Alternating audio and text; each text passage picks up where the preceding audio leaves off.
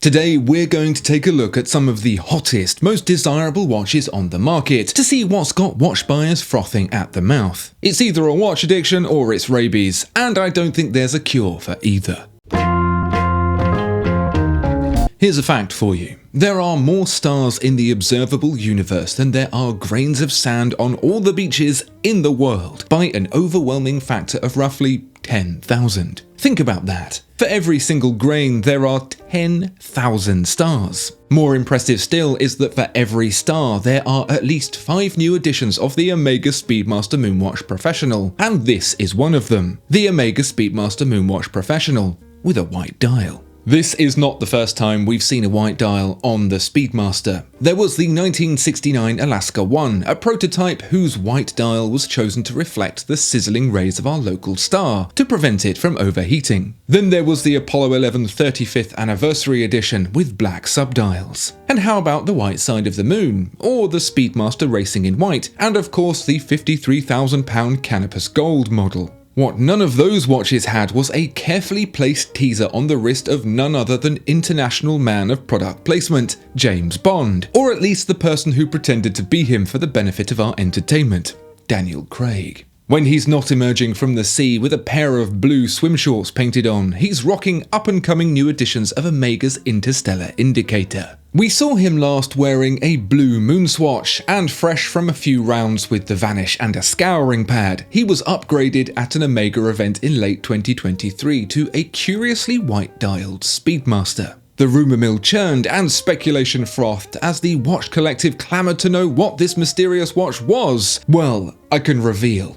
It's a white-dialed Speedmaster. Omega couldn't even be bothered to think of a tenuous reason this time, and that's probably for the best. No one's buying a watch because it celebrates the 70th anniversary of Neil Armstrong's 8th grade report card. They're buying it because it looks cooler than a young planetary nebula located some 5,000 light years away in the constellation Centaurus. Not only is the dial white, the hands and markers are black, again like the original Alaska. This is for better contrast, of course, although it looks like the 12 o'clock marker might also be a bit larger. Most notable, of course, is the red-tipped chronograph seconds hand and especially the red Speedmaster script, which Omega credits to inspiration drawn from the commander stripes on an astronaut suit. Yeah, and Andy Warhol came up with that tin of soup all by himself. It's not the first white-dialed Speedmaster to feature red text, but let's be real. Most people prefer the white-dialed Daytona, and Omega wanted a piece of that action, red text included. They don't need a reason so long as it looks cool, which it does, and Omega knows it, which is why it's £100 more than the original. It's 2024, and that means we're living in a time where it's acceptable to be a male and to like John Mayer. No longer is his crooning the sole delight of the school-run mum. We can all come clean in our enjoyment of his temperate brand of lightly salted music. It's thanks to social trailblazer and mayorhead Ben Clymer of Hodinkee fame for making John's music acceptable in this part of the world, and it looks like the new CEO of Audemars Piguet is a fan too, because worlds have collided with the Royal Oak Perpetual calendar John Mayer. Now Ben can finally get that John Mayer tattoo he always wanted. This comes fresh off the back of the contentious Cactus Jack Royal Oak Perpetual calendar openworked, and is the glass of milk to Travis Scott's Jalfrezi, a mild-mannered, inoffensive option that you'd be quite happy to show to your grandmother. That's if your grandmother has a $250,000, because this John Mayer edition, all 200 of them, doesn't come cheap. And if you don't mind John Mayer having his way with your grandmother, because he probably will. It seems appropriate that John has chosen the most generic and inoffensive of precious metals, white gold, to make up the case and bracelet, and whilst it's pretty forgettable and to the casual audience not really worth it, John's music is actually critically acclaimed. So too is this Royal Oak's blue dial, which takes inspiration from a crystal sky in its organic makeup. To quote John Mayer, "A great watch dial feels like a picture window. It's like looking up at a moonless sky. There is a true sense of nature in it. And when you couple that sense of depth and vastness with the complication of a perpetual calendar, it is a very powerful combination of technical prowess and aesthetic design." It's sentiments like this that get you the Grammys. And the watch isn't all just blue dandruff and crystal meth. Mayer has also chosen to blend the hand for the outer week display with the dial, as well as shrinking down and offsetting the numbers for the date of the 31st. Mr. John Mayer, your AP is a wonderland. Can you think of a more baller move than the one Patek Philippe pulled with the 5811? Most businesses, in light of an absolute raging success like the Nautilus, would milk that cow drier than a nun's chuff. See previous entrant Audemars Piguet, who are mere inches away from opening a merch store selling Royal Oak hats, mugs and t-shirts. No, Patek Philippe boss Thierry Stern said "F that," and I'm quoting verbatim. Instead of letting the previous 5711 dominate the brand, he just got rid of it. He rage quitted the 5711. Stone cold killer. Thierry's just that kind of guy. He's the kind of guy who'd sue the estate of Marvin Gaye for copyright infringement and win. And that's not all, because it gets ballerer still. Mere moments after discontinuing the steel 5711, he announced the new Nautilus, the 5811, but this time in white gold for a metric brick more cash. Patek Philippe came this close to running the 5811's tagline as "How do you like me now?" Thierry's more baller than Lucille Ball ballroom dancing in Ball, Arkansas. He's the kind of guy who'd get jumped for his watch in London and end up with more watches than he started with. To add insult to injury, the 5811 not only gets the price higher than Tommyknockers era Stephen King, but is also made in numbers so small that it basically doesn't exist. You've got more chance of winning enough money to buy a 5811 than you do being able to buy a 5811. Rumour has it there are just a few hundred being made every year, which just might make it the hottest non-limited production watch in the entire world. And as if to rub fire ants into the wounds of the owners of the previous generation 5711, the 5811 finally gets a clasp update to match the Patek Philippe name. Where the 5711's clasp makes the Titan submarine look well built, the 5811's is an absolute dream, complete with the most impressively executed micro adjust for all those different wrist sizes that will never get to wear it. Why did Thierry wait all this time to update that on a watch he barely sells? Because he's the kind of guy who'd make the most desirable watch in the world and not sell it to anyone.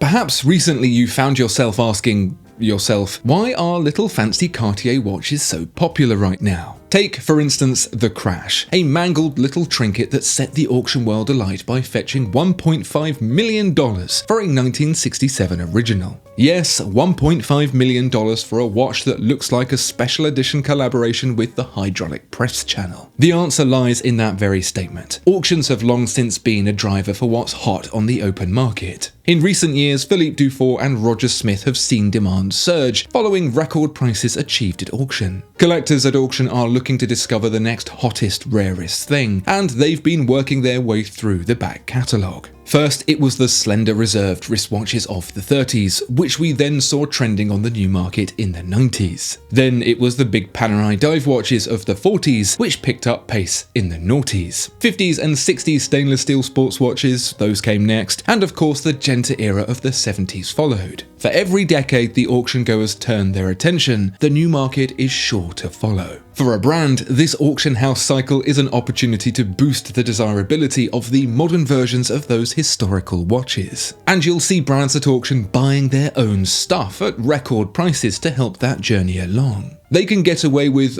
almost anything. Well, maybe not producing a fake version of their own watch to bid up to 10 times the expected hammer price through an anonymous subsidiary. That would be stupid. And so, little bejeweled Cartiers are grabbing attention left and right, with the unmistakable profile of the Crash right up top. All it really needs is an iconic ambassador to go with it too. If the Rolex Daytona had Paul Newman, perhaps the Crash could have Pastor Maldonado. But where did the inspiration for this crumpled curiosity come from? Rumour has it the original Crash started life as a not-so-Crash Benoit, until it became crashed in a car accident and was subsequently brought in for repair. There's a few reasons I don't believe that story. One, it's the most Wile E. Coyote shit I've ever heard. Two, an accident bad enough to do that to a watch is going to do far worse to its occupant. I imagine a higher priority would have been learning to walk again. And three, because it was designed by Rupert Emerson as a way to liven up the standard Cartier shape into something a little more befitting of the swinging 60s. It's become one of the hottest watches around in the hip-hop scene too, surprisingly, with Jay-Z, Tyler the Creator and Kanye West all rocking Crashes. I'm sure if Kanye thinks back real hard, he'll remember inventing the Crash himself at 3 AM, October 23, 2002, in a rented Lexus.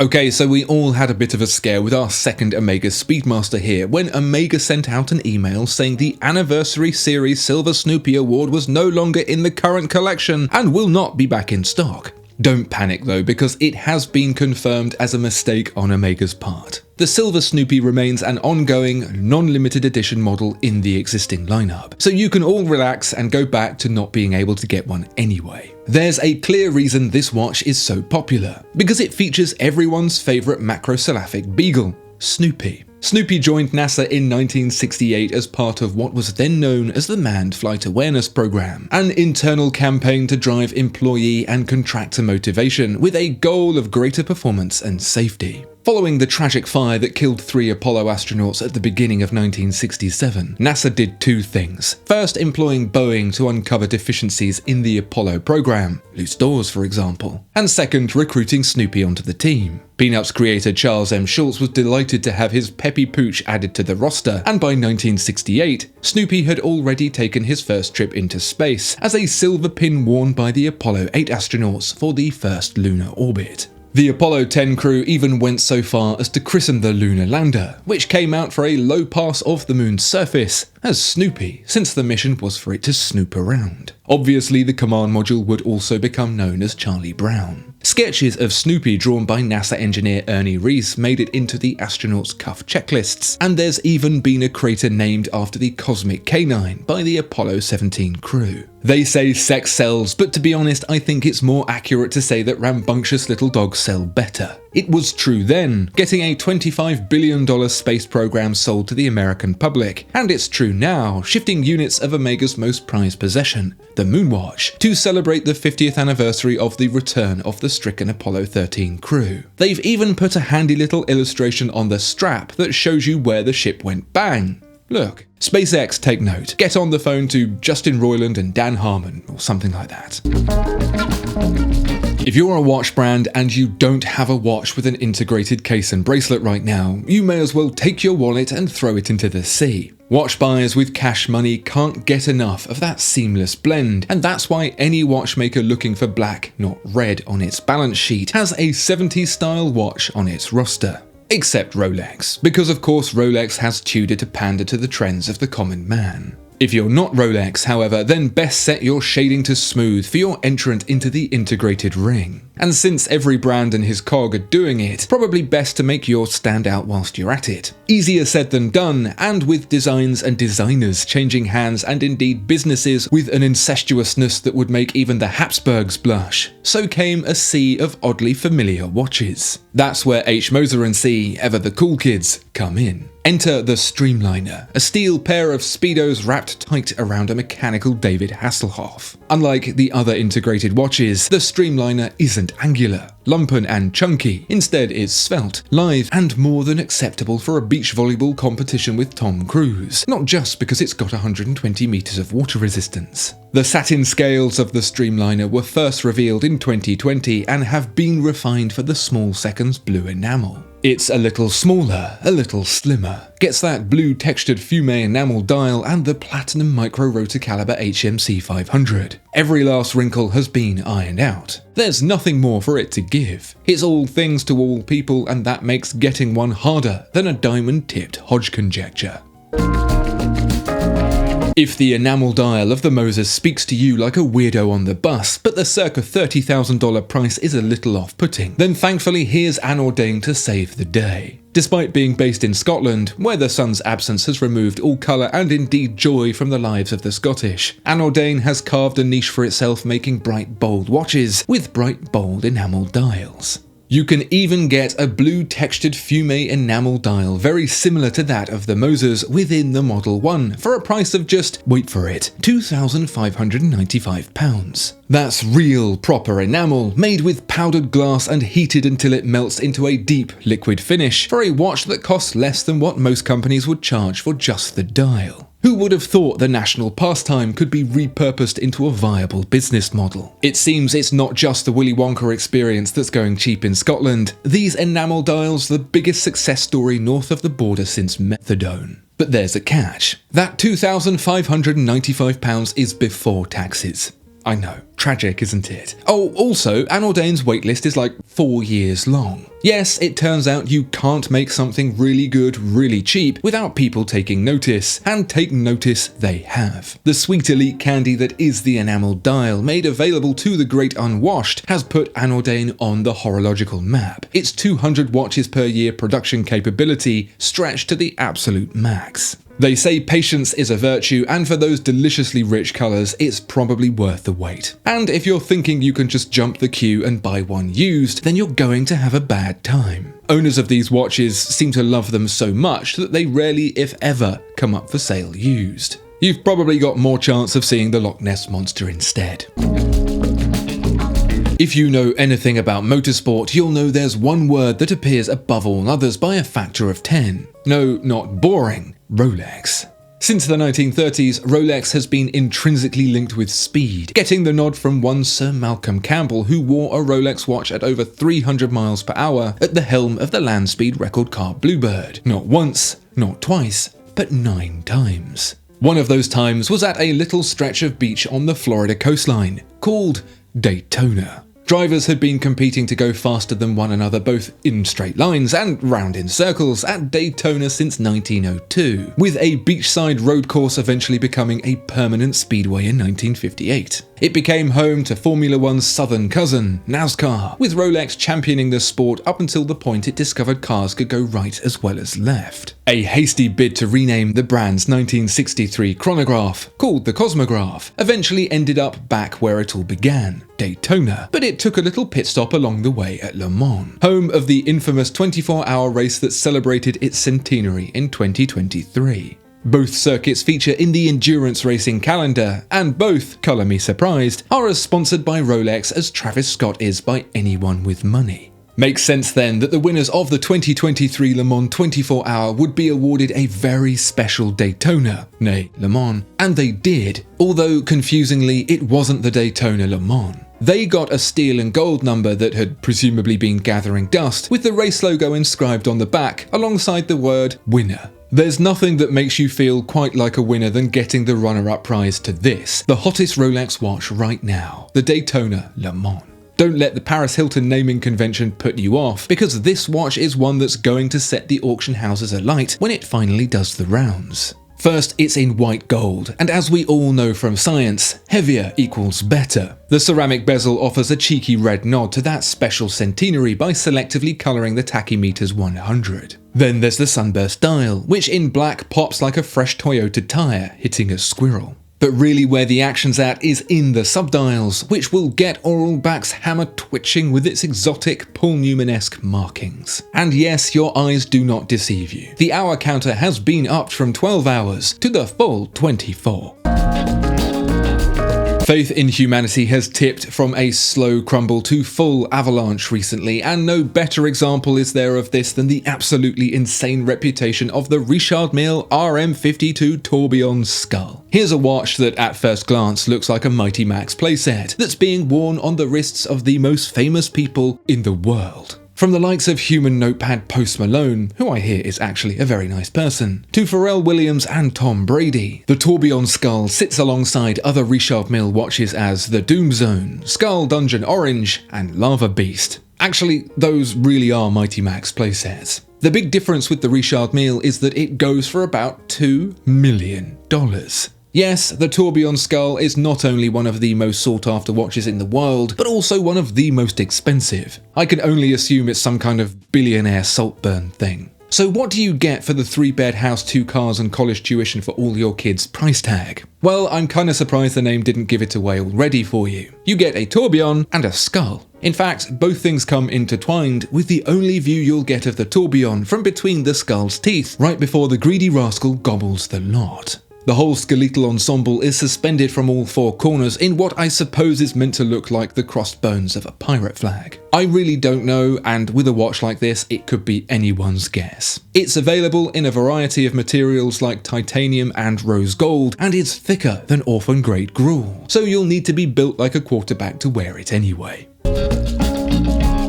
It's our third and final Omega Speedmaster for our 10th and final hottest watch, and I'm afraid to say it's one of the plastic fantastic variety. Yes, the hottest watch right now is and continues to be the MoonSwatch. We can bemoan a level of quality that would shock British Leyland. We can rue a cash grab so plain you couldn't even get Chris Pratt to star in it. We could lament a story so contrived it's got HBO on the phone to David Benioff. But that watch sells like it's the cure for everything. Being just a few £100 certainly helps, but then so is everything else in the Swatch store, and I don't see box sets of those going for over $600,000. Yes, as if to reaffirm your faith in the mighty MoonSwatch, Omega partnered with Sotheby's, not Philips. Not this time. To sell 11 box sets of all 11 Mission to Moonshine Gold editions of the MoonSwatch, released around the world during every full moon. Yes, 100% of the auction proceeds were given to charity Orbis International, but I want you to think about this for a moment. Those 11 box sets of 11 watches sold for over $600,000. That's